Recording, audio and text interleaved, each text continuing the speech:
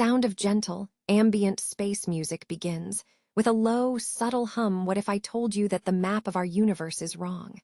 Not just a little bit wrong, but fundamentally, impossibly wrong. For a century, we've built our understanding of the cosmos on one core idea: that on the grandest scales, the universe is uniform. A random, yet evenly distributed cosmic web of galaxies and voids, stretching out in all directions. It's a principle that underpins everything from the Big Bang to the expansion of space itself. But what if, hidden just beyond our line of sight, a structure exists that shatters this principle? A structure so colossal, so organized, that it simply shouldn't be there. Astronomers have found something in the dark. Not an object, but an arrangement. A wall. A forbidden architecture stretching across 1 billion light-years of space, challenging the very laws of cosmic creation and forcing us to ask a terrifying question: is the universe not what we think it is? Music shifts to a slightly more tense, investigative tone. To understand the scale of this impossibility, we have to journey to the southern edge of our cosmic neighborhood. For decades, astronomers have been meticulously mapping the heavens, cataloging the position and movement of galaxies. But there's a region of the sky that has always been a blind spot: the zone of avoidance. This isn't some mysterious cosmic phenomenon. It's simply the cluttered, dusty plain of our own Milky Way galaxy. The dense stars and gas clouds block our view, like trying to see a distant mountain range through a thick forest. We always knew things were back there, but charting them was next to impossible. Recently, however, scientists developed new techniques. Instead of just looking at the light from distant galaxies, they started studying their motion. Every galaxy has a velocity, a speed and direction it's moving through the cosmos. By analyzing the peculiar velocities of thousands of galaxies on the edge of this blind spot, they could infer what gravitational forces were pulling on them. They were expecting the usual: a gentle, random tug-of-war between various clusters. But what they found was a coordinated, massive pull towards a single, unseen concentration of mass. It was like watching leaves on a pond, all inexplicably flowing towards one invisible line. When they finally modeled the source of this gravity, the image that emerged was breathtaking. It was a filament, a curtain of galaxies, gas, and dark matter of unimaginable proportions. Stretching for at least 1.4 billion light-years, it's one of the largest structures ever discovered. Located about 500 million light-years away, it lies directly behind the Milky Way's southern pole. They named it the South Pole Wall, and the moment it was mapped, it became a cosmological crisis. Here's why this wall is forbidden.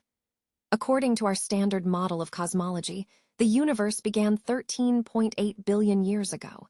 In that time, matter, under the influence of gravity, has been clumping together to form the cosmic web we see today. But there's a speed limit to how fast this can happen. There simply hasn't been enough time since the Big Bang for gravity to assemble a structure this enormous and this dense. It's like walking into a forest and finding a skyscraper made of ancient redwoods that, according to tree ring data, grew to that height in just 1 year.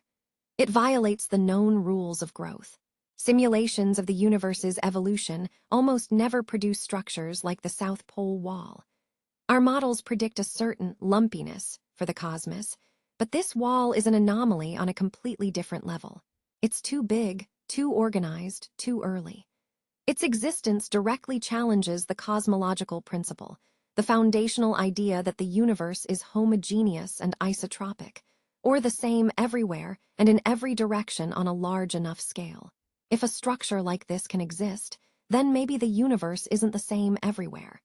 Maybe we live in a particularly strange, overdense neighborhood of the cosmos, and our entire understanding of cosmic averages is skewed. So, what could it be? The most conservative explanation is that it's a statistical fluke, an incredibly rare 1 in a trillion alignment of matter that just happened to form in our cosmic backyard. A roll of the cosmic dice that came up with 1 billion sevens in a row. It's possible, but deeply unsatisfying and statistically improbable to the point of absurdity. More radical theories are now on the table. Could our understanding of gravity be incomplete? Perhaps dark matter or dark energy behave in ways we can't yet predict, accelerating the formation of structures on immense scales. This would mean rewriting some of the most fundamental equations in physics. Others whisper of even stranger possibilities. Could these megastructures be relics from a time before the Big Bang?